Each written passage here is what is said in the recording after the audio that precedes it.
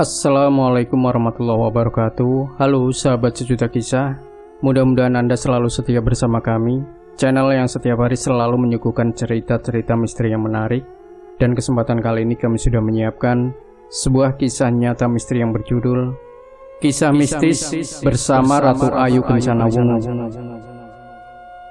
Dalam sejarah perjalanan penarikan sebuah keris pusaka, baru kali ini aku mendapatkan pusaka yang sungguh punya daya yang dahsyat.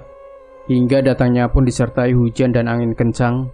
Nampak langit hitam pekat menyelimuti langit kerlap-kilat gemuruh halilintar, mewarnai perjalanan di lereng Gunung Lawu sebelah utara barat, tepatnya di atas perbukitan Candi Ceto. Dengan pakaian basah tanpa penerangan senter, kususuri jalan setapak siang itu. Suasana sungguh amat sangat mencekam. Sunyi sepi menerjang belantara hutan seorang diri. Itulah aku bila sudah mempunyai kemauan kuat dan panggilan hati untuk mengambil sebuah pusaka warisan garis leluhurku sendiri. Mulanya hati enggan, tapi entah mengapa setelah beberapa hari bersemedi di lantai atas rumahku, seakan-akan aku ditunjukkan sinar biru menyala terang di tempat yang jauh, tepatnya di Gunung Lawu. Karena bila dilihat dari lantai atas, maka rumahku memang dikelilingi pegunungan di sebelah barat. Ada sepasang gunung yang berdiri kokoh, Gunung Merapi dan Merbabu. Dan di sebelah timur, sebuah pegunungan Lawu yang dilihat sekilas nampak seorang putri yang sedang pulas tertidur. Di sanalah tempat terakhir Prabu Brawijaya Moksa. Karena selalu terlintas cahaya pusaka itu, memaksaku mempersiapkan diri untuk merawat dan mengambilnya dari jangkauan alam. Setelah selesai ritual sebentar di rumah, pagi-pagi sekali aku sudah berkemas melakukan perjalanan menuju lembah dan perbukitan, menembus belantara hutan karet, karena itu merupakan jalur tercepat yang aku lalui. 3 jam sudah aku sampai di bawah Candi Ceto yang nampak indah itu.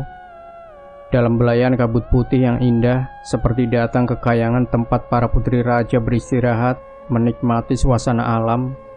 Sejenak aku daki tangga satu-satu sampai di pura Candi Ceto. Aku memanjatkan doa sambil bersemedi sebentar, memohon petunjuk sama Yang Maha Kuasa. Tebar harum dupa setanggi dan garu yang aku bakar menambah suasana menjadi semakin mistis.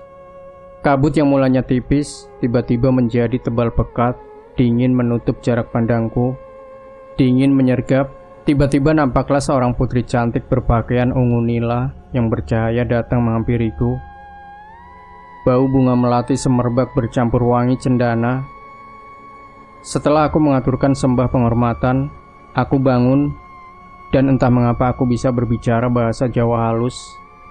Setelah aku mengaturkan sembah penghormatan, aku bangun, dan entah mengapa aku bisa berbicara bahasa Jawa halus dan lancar. Padahal aku terkenal ngoko, tidak bisa berbicara bahasa Jawa halus. Dalam rintik-rintik embun yang menerpa wajahku, terasa dingin sejuk.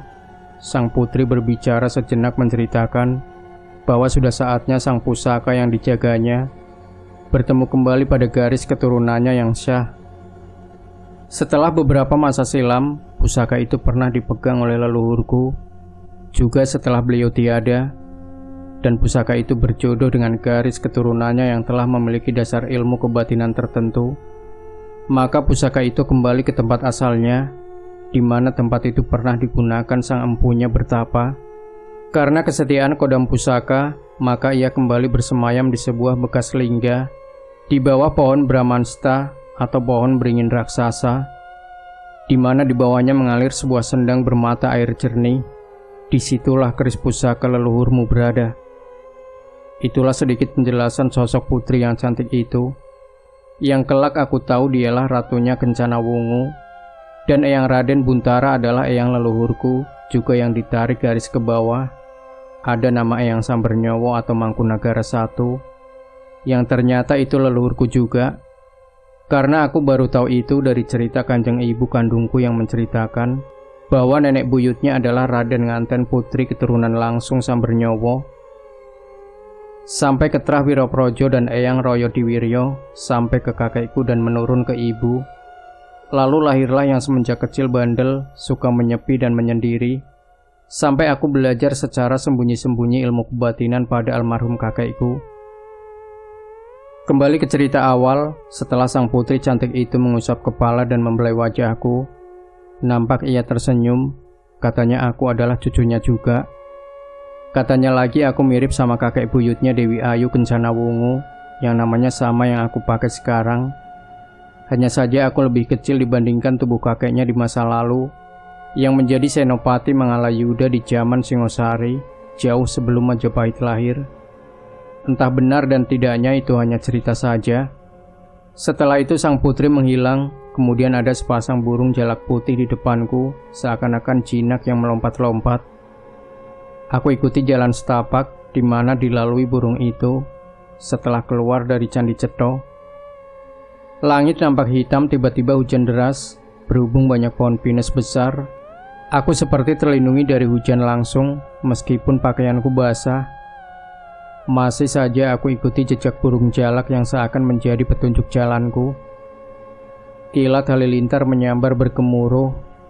Entah mengapa aku tidak takut. Malah sepertinya aku pulang ke rumahku di masa silam. Sesampainya di atas Bukit Sungu, aku terpesona akan keindahan sosok patung Dewi Saraswati, yang ternyata memang saat ini dihuni oleh sosok Hodam Dewi Kencana Wungu itu tampak hidup, teduh tatapan matanya. Di bawah patung itu aku bersemedi, karena aku tahu yang diceritakan sang putri hanya beberapa meter di sebelah kananku.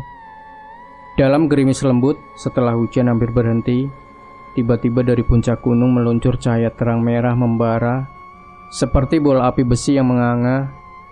Di ujungnya bercahaya biru seperti lentera atau lampu hingga membuatku silau. Sejenak nampak ledakan berdentum keras. Sampai aku terpental beberapa meter. Pohon beringin besar itu sebagian terbakar. Di sanalah tertancap sebuah pusaka biru terang yang masih menyala. Aku terkesima. Mau ku ambil takut terbakar.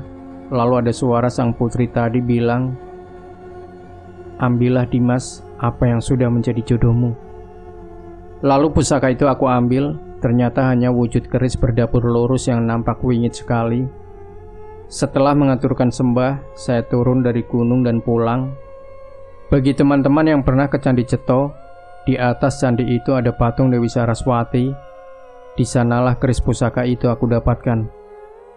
Demikian sahabat Sejuta Kisah, jangan lupa berikan komentar Anda, like, share video ini, subscribe channel Sejuta Kisah, dan nantikan kembali cerita-cerita misteri terbaru dari kami. Wassalamualaikum warahmatullahi wabarakatuh.